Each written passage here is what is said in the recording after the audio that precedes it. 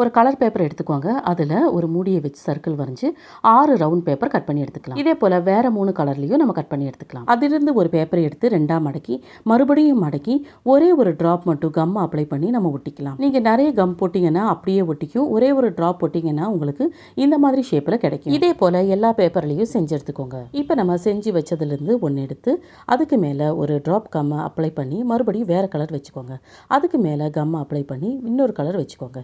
இதே போல் 4 கலரையும் மாற்றி மாற்றி வச்சுக்கோங்க. இந்த கிராஃப்டை ரொம்ப ஈஸியாக பண்ணிடலாம். சின்ன பசங்க கூட அசால்ட்டாக பண்ணி எடுத்துடலாம். கம்மை மட்டும் கரெக்டாக அப்ளை பண்ணிங்கன்னா கரெக்டான ஷேப்பில் கிடைக்கும். இப்போ எல்லாத்தையும் ஒட்டி எடுத்ததுக்கப்புறம் எல்லாத்தையும் டைட்டாக பிடிச்சி அதுக்கு மேலேயும் கம் அப்ளை பண்ணிக்கோங்க. இதுக்கு மேலே குல்ஃபி ஸ்டிக்கை கவனமாக வச்சு ஃபஸ்ட்டு கலர் பேப்பர்லேயும் லாஸ்ட் கலர் பேப்பர்லேயும் கம் அப்ளை பண்ணி கவனமாக இதே போல் ஒட்டி எடுத்துக்கோங்க.